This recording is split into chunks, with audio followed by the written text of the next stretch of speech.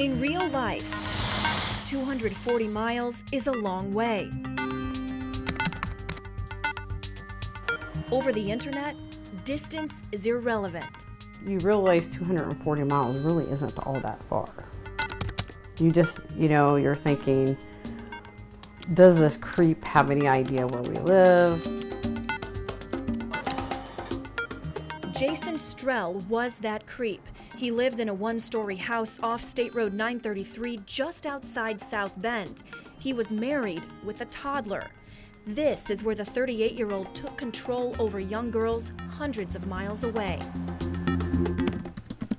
She does have a little bit of a low self-esteem, and she likes it when people, you're pretty, you're beautiful. This is Sarah. She and her daughter live in a small Ohio town called Galion. We aren't showing her face or using her real name because her daughter Lizzie is the victim of a sex crime. Lizzie didn't want to talk. She was in fear of her life, I believe that, from what she's even told me. She was afraid that he was going to come find her. Lizzie met Strell in a chat room when she was 13 years old. Over time, Lizzie trusted him enough to text him naked pictures of herself. But he wanted more. When she was 15, Strell started threatening her. Sarah didn't know anything about it. He would threaten to make websites and expose her on national websites with the pictures that he had already gotten if she didn't send him more. She really believed he would do that.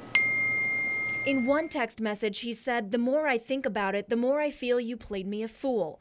I'm not sure how yet, but I will use pics to make example of you. Have a nice day." It's the textbook definition of sextortion. Lizzie went to her counselor, who then went to her mom.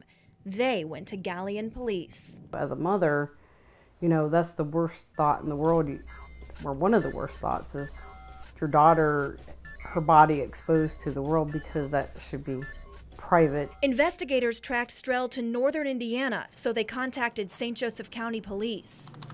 Cybercrimes Unit Detective Phil Williams went to Strell's house and talked to the man behind it all. He would sit at the computer basically all day, is what I remember him telling me, and he'd go into different chat rooms, and that's how I met him. Turns out Lizzie was not Strell's only victim, but because she came forward, police were able to find 4 others in Illinois, Ohio, and Michigan.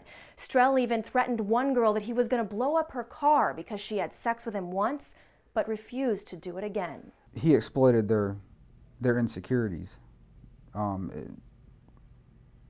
Most of the girls that he was in contact with were kids from broken families, or the kids were insecure about themselves for some reason, and he would pick up on that, and he would use that to his advantage, making them feel good. The internet is full of Jason Strells. Unit leader Eric Temashasky says sextortion is a huge, growing problem. They'll invest months of time befriending somebody online and then just systematically just moving the line back.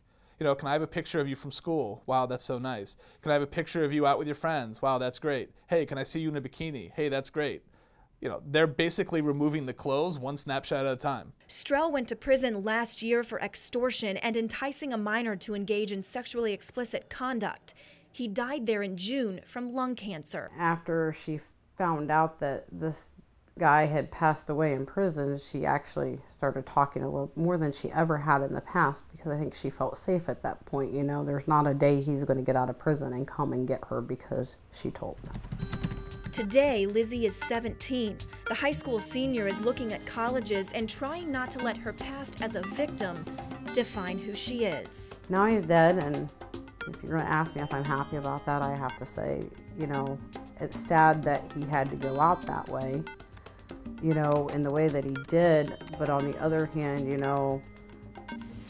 he's not going to hurt anybody else, ever.